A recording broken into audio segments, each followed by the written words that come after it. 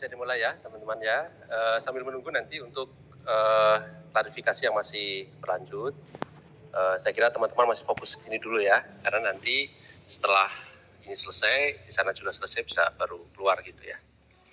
Baik, bismillahirrahmanirrahim. Assalamualaikum warahmatullahi wabarakatuh. Selamat sore teman-teman semuanya. Sore hari ini kami akan mengumumkan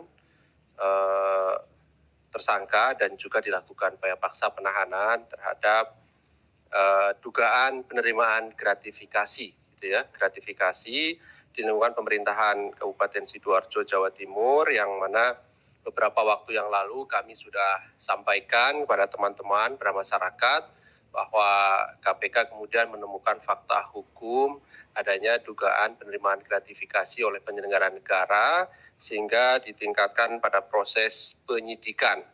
Dan sore hari ini tim penyidik KPK merasa cukup penyidikannya sehingga kami mengumumkan dan melakukan penahanan tersangka dimaksud. Sore hari ini hadir pimpinan Pak Alek dan juga Deputi Penindakan Pak Karyoto. Nanti akan disampaikan konstruksi perkara ini secara utuh termasuk pasalnya dan berapa dugaan penerimaan gratifikasi dari tersangka ini. Dan setelahnya seperti biasa kami beri kesempatan 3 orang penanya, kita fokuskan pertanyaan terkait dengan penanganan perkara ini ya. Dan kami silahkan Pak Alek untuk menyampaikan poin-poin dari kegiatan penyidikan perkara dimaksud. Terima kasih Mas Ali.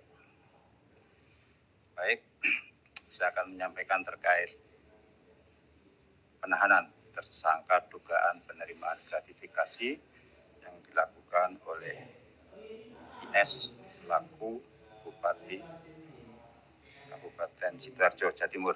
Nah, perkara ini merupakan pengembangan dari perkara penerimaan suap terkait pembangunan proyek infrastruktur di lingkungan Pemkab Sidoarjo dengan pihak yang ditetapkan tersangka sebagai berikut: IG, pihak swasta, TS, swasta, dan SI, ini Bupati Sidoarjo periode 2010 sampai dengan 2015 dan periode 2016 sampai dengan 2021. Dari pengumpulan berbagai informasi maupun bahan keterangan terkait dugaan tindak pidana korupsi dimaksud, termasuk fakta persidangan dan fakta hukum selama persidangan dalam perkara suap SI dan kawan-kawan, KPK melakukan penyelidikan dan ditemukan adanya bukti permulaan yang cukup sehingga meningkatkan status perkara ini ke tahap penyidikan dengan kembali mengumumkan tersangka yaitu SI, Bupati Sidoarjo periode 2010 sampai dengan 2021, 2 periode. Untuk kepentingan penyidikan, tim penyidik menahan tersangka SI untuk 20 hari pertama terhitung mulai hari ini tanggal 7 Maret sampai dengan 26 Maret 2023 di rutan KPK pada Gedung Merah Putih. Adapun konstruksi perkara diduga telah terjadi sebagai berikut: SI dengan jabatannya selaku Bupati Sidoarjo, Jawa Timur dengan periode masa tugas 2010 dan berlanjut sampai dengan 2021, 2 periode. Selama masa jabatan tersebut, SI diduga banyak menerima pemberian gratifikasi dalam bentuk uang maupun barang yang seolah-olah diatasnamakan sebagai hadiah ulang tahun, uang lebaran, hingga fee atas penandatanganan sidang peralihan tanah Gogol Gilir. Pihak-pihak yang memberikan gratifikasi adalah pihak swasta termasuk ASN di lingkungan Pemkab Sidoarjo dan termasuk direksi BUMD. Terkait teknis penyerahannya dilakukan secara langsung dalam bentuk uang tunai, diberikan dengan pecahan mata uang rupiah dan mata uang asing dalam bentuk dolar Amerika, dan beberapa pecahan mata uang asing lainnya. Sedangkan untuk barang yang diterima SI antara lain berupa logam mulia, berbagai jam tangan mewah, berbagai macam tas mewah, dan berbagai handphone yang juga tergolong mewah.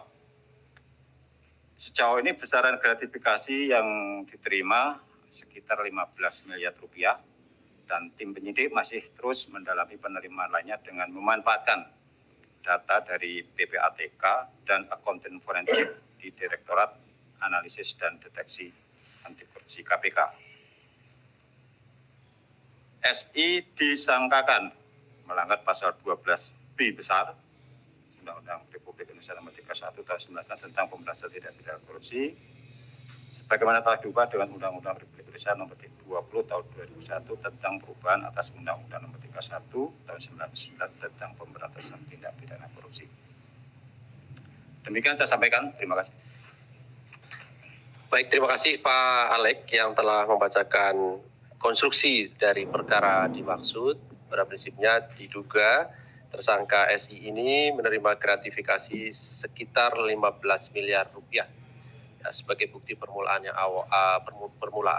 yang nanti akan terus dikembangkan tentunya dari proses penyidikan yang masih berlangsung sampai nanti batas waktu yang ditentukan undang-undang.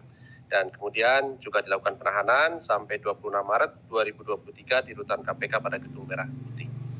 Baik, silakan 3 orang penanya. Sebelah kanan saya 1, di tengah 1. Di belakang ada? Ada ya? Oke, sebelah kanan saya dulu. Silakan. Mau nanya untuk kasus ini satu aja. Ini kan pas Syahri, tersangkanya kan baru bebas tahun lalu ya. Kenapa sih kasusnya nggak sekalian ini? Apalagi ini cuma penerimaan gratifikasi gitu. Kenapa nggak sekalian digabung sama kasus yang sebelumnya? Terus mau kasus lain boleh sekalian? KPK kan hari ini memanggil Sekma Hasbi Hasan, tapi dia mangkir. Nah, kenapa KPK memanggil dia lagi? Apakah mau mengonfirmasi temuan persidangan dan dugaan keterlibatan dia dalam suap penanganan perkara di MA? Terus besok KPK bakal memeriksa tenaga ahli Saranajaya, Pak Hercules. Nah, ini apa perannya dia di kasusnya Ghazalba Saleh? Apakah dia orang yang menali Ghazalba ke Herianto Tanaka, si tersangka itu? Indra, Mas Mario, silakan. Ya, terima kasih. Saya Mario dari Metro TV. Ya, ini mengonfirmasi meminjam bahasa Pak Alek tadi soal diduga menerima banyak gratifikasi. Ini bisa diperjelas itu berkaitan soal jabatan atau memang ada sesuatu, misalkan urusan perizinan ataupun yang lain-lain, atau misalkan jual beli jabatan atau apa. Nah, kedua, masih soal banyaknya penerimaan gratifikasi. Sebelumnya KPK mengagendakan pemeriksaan terhadap Andika Nuraga Bakri yang merupakan keponakan dari Abu Rizal Bakri yang merupakan Direktur Utama PT Minarak apa ini nih? Sebentar. Nah, itu diagendakan 2 kali tidak jadi. Ini sebenarnya jadi diperiksa nggak itu orang? 1. Terus kedua, KPK juga memeriksa salah satu konglomerat di Jawa Timur pemilik hotel-hotel mewah Empire apa gitu. Seorang ibu yang datang aja pakai Rolls Royce dikawal 6 foreigner. Apakah itu bagian dari penerimaan gratifikasi sehingga harus memanggil konglomerat tersebut? Saya minta penjelasan sedikit aja soal kaitan-kaitan pemberian gratifikasi ini. Terus kedua nih, apakah mungkin dengan gratifikasi ini selesai atau memang bisa kena lagi nih Pak Saifulillah? Kalau sekali lagi bisa dapat payung cantik nih kayaknya, atau bagaimana? Dan saya rasa juga kenapa KPK menggunakan metode orang yang sudah kena terus dikenain lagi. Dan saya hitung udah ada ke-12 yang kayak gini gitu. Tapi kenapa tidak mengenakan misalkan yang jagoan-jagoan misalkan. Seperti ya Setia Novanto atau Menteri KKP atau yang lain udah kena dikenain lagi dong. Jangan yang kelas-kelas bupati begini gitu loh. Ini ada apa? Ada tebang pilih apa ada pilih tebang? Tolong dijelaskan, terima kasih. Dan untuk kasus lain, saya mau menanyakan soal tadi saya mewawancarai Boy Markus, anggota DPR di Papua dari fraksi Demokrat.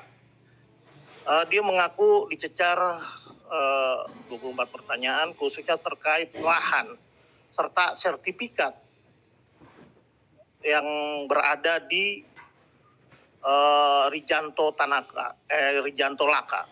Apa memang ada kaitannya ketika pengurusan lahan-lahan penyuap Lukas NMB ini menghadiahkan lahan berikut sertifikatnya, atau bagaimana sebaliknya, atau memang anggota DPR ini justru yang menyediakan lahan-lahan, atau apa nih? Tolong dijelaskan Pak Alek. Terima kasih. Baik, terima kasih. Cukup ya, yang lain tidak ada pertanyaan? Oke, saya kira cukup kayaknya. Cukup aja. Nanti terkait dengan proses penyelidikan, saya pikir kalau masih dalam tahap penyelidikan kita tidak bicara substansi. Kalau ada pemanggilan saksi-saksi dalam proses penyelidikan, tadi beberapa nama saya juga baru dengar, Boy Markus, terus siapa tadi yang keponakannya Abu Rizal Bakri, itu terkait perkara apa saya juga ya nanti Pak Karyoto mungkin yang lebih mengetahui hal tersebut. Nah, terkait dengan kenapa KPK baru sekarang meningkatkan atau menaikkan dugaan gratifikasi pada yang bersangkutan, kenapa nggak digabung dengan perkara sebelumnya. Nah, terkait hal ini, perkara kegiatan tangkap tangan itu kan punya keterbatasan waktu untuk penahanan. Ya, sebetulnya itu sebetulnya kendalanya. 90 hari ya itu paling lama, itu harus segera dilimpah ke pengadilan. Kalau nggak begitu, maka yang bersangkutan akan bebas demi hukum.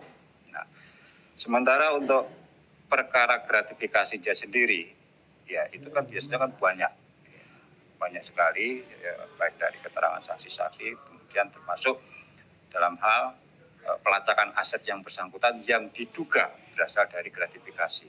Itu membutuhkan waktu yang lama, ya tidak cukup 90 hari. Makanya tidak bisa digabung. Ya, kalau digabung, ya hasilnya paling juga beberapa bisa, cuma tidak maksimal, lebih kurang seperti itu.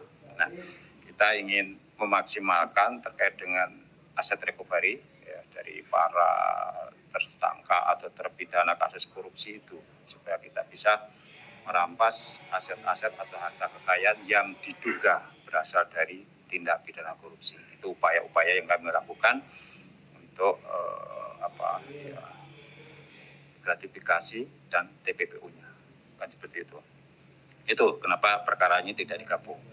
Kalau terkait hal-hal yang lain, ya tentu kenapa yang ini tidak dilakukan pengusutan aset-asetnya. Nah, dari penyidikan, ini kan informasi seperti ini kan diperoleh pada saat penyidikan. Terkait yang lain, kenapa nggak ada ini? Ya tentu pada tahap penyidikan kan tidak kami peroleh data itu. Ya. Termasuk yang disebutkan Mas Mario tadi. Dengan SN, kan pernah itu TPPU-nya ditangani oleh Bareskrim kalau nggak salah ya, TPPU-nya oleh Bareskrim, dan kami sudah koordinasikan sebetulnya predikat krim apa yang ditangani oleh Bareskrim itu, kan seperti itu. Nah, itu sedang kami koordinasikan. Ya, saya belum tahu di Kediputri Korsub sejauh mana koordinasi itu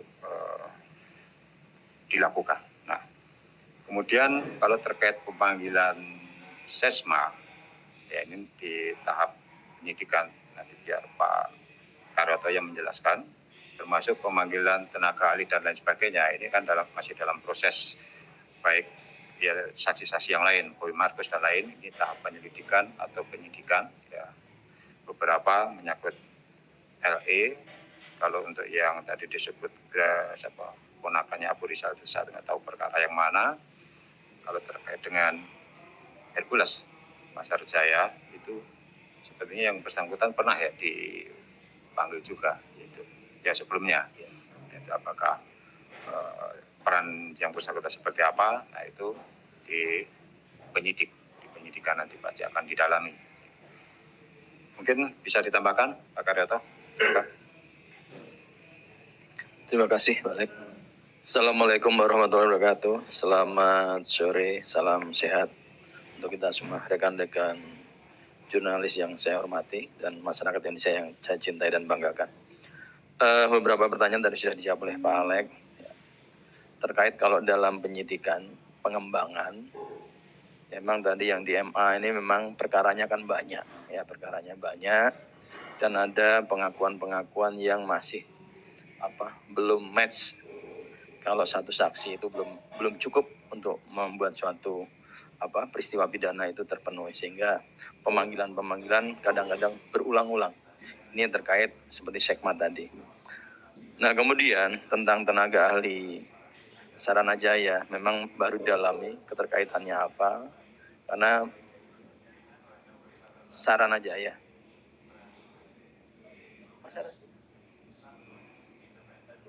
Ya, Mas Satya. Ya ini tentunya masih ada kaitannya dengan permintaan keterangan ya, nanti secara detailnya kalau memang sudah sidik, Pak Ali bisa memberikan perkembangan yang lebih rinci. Kemudian kenapa seperti tadi lama ya, memang disampaikan Pak Alek itu waktu OTT itu selalu satu kejadian saja. Kemudian dikembangkan ya dengan penggeledahan dan lain-lain, ditemukan, belum nanti menyusul laporan PPATK tentang transaksi keuangannya. Dan untuk mencari pemberi ini memang agak sulit ya. Makanya pasal yang dikenakan bukan suap tapi gratifikasi. Barangnya ada, pemberinya nggak terdetek. Ya. Nah, seperti tadi beberapa pemanggilan menyangkut PT-PT yang mungkin pernah dimintakan sumbangan dan lain-lain, itu kaitannya dengan gratifikasi. Kemudian ya tadi ya kembali bahwa pengulangan ini Pak Mario sudah mencatat yang ke-12 Pak Alek. Jadi dianggapnya sebenarnya memang KPK saat ini sekarang berupaya untuk tidak membuat seseorang ini secara kemanusiaan ya, baru ditahan setelah menjalani hukuman, keluar ditahan lagi.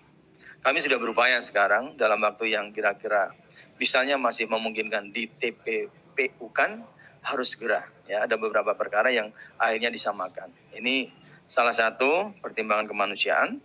Kalau yang bersangkutan sudah baru keluar tiba-tiba langsung ditangkap kembali. Nah, kalau yang lalu lain ini namanya juga perkara lama ya, perkara tahun 2020. Baru akan kita tuntaskan di tahun-tahun sekarang. Itu perkara-perkara carry over. Nah, kemudian kalau menyangkut keterlibatan ya, kembali Pak Mario, bahwa kita bukan menahan orang berdasarkan katanya ini orang-orang yang tidak berdaya atau bagian, tidak, semuanya berdasarkan kecukupan alat bukti. Kalau memang siapapun yang di dalamnya terlibat sebuah peristiwa pidana, alat buktinya ada, ya tetap kita kembangkan.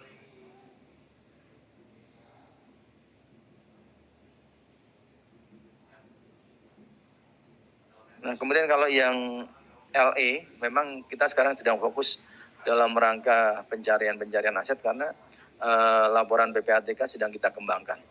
Jadi siapapun yang terkait ya dengan uang-uang masuk maupun uang-uang keluar dalam bentuk apa, aset dan lain-lain, kita sedang trace. Nah, trace ini ada orang yang terafiliasi ini bisa memberikan keterangan sehingga nanti akan jelas apakah ini suap dari peristiwa yang mana atau ini gratifikasi dari peristiwa yang mana. Mungkin nanti kalau secara detail Pak Ali bisa minta ke penyidiknya tentang hal-hal yang ditanyakan oleh Pak Mario. Terima kasih. Baik, saya kira cukup ya teman-teman semuanya. Terima kasih Pak Alek, terima kasih Pak Karyoto yang hadir pada sore hari ini, dan termasuk teman-teman juga yang hadir di ruangan ini ataupun yang melalui daring. Kami akhiri, Assalamualaikum warahmatullahi wabarakatuh.